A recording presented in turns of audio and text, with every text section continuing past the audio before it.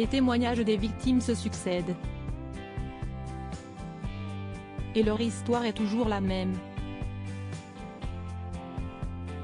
Depuis quelques jours, la plateforme Netflix a mis en ligne son documentaire Jeffrey Epstein, Pouvoir, argent et perversion. Si l'on en apprend un peu plus sur le milliardaire accusé de pédophilie, d'agression, d'esclavage et de trafic sexuel, s'y notamment grâce aux nombreuses victimes présumées qui ont accepté de témoigner dans cette affaire, et de livrer leur version des faits. Et toutes racontent une histoire similaire, avec le même mode opératoire. En effet, la plupart racontent avoir été recrutées dans un premier temps comme masseuses par le biais de d'autres jeunes filles au service du milliardaire, ou par Ghislaine Maxwell elle-même. Alors mineures, toutes y voyaient l'occasion de gagner 200 $, au départ simplement pour masser Jeffrey Epstein, qui finissait par les agresser sexuellement.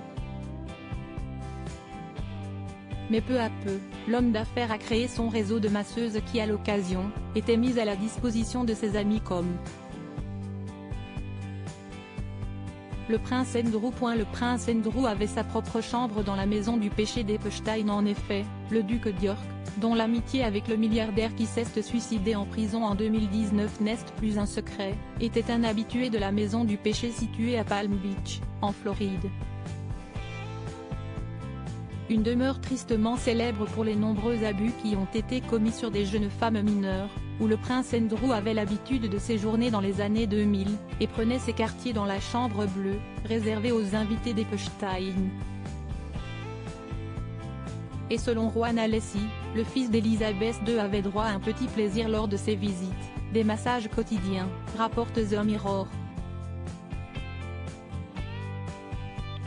En effet, l'ancien majordome de 70 ans explique avoir souvent installé et préparé des tables de massage pour le duc, sans toutefois savoir quel comportement il adoptait avec les jeunes femmes qui étaient appelées pour le masser.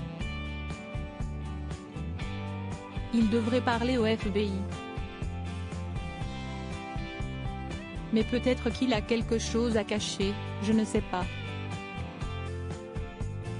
Je ne sais pas ce qui s'est passé au-delà de cela, a ainsi précisé Juana Lessie à The Mirror, en ajoutant qu'il l'avait croisé par 2 fois chez son employeur, et que pour lui, il avait tout du parfait gentleman.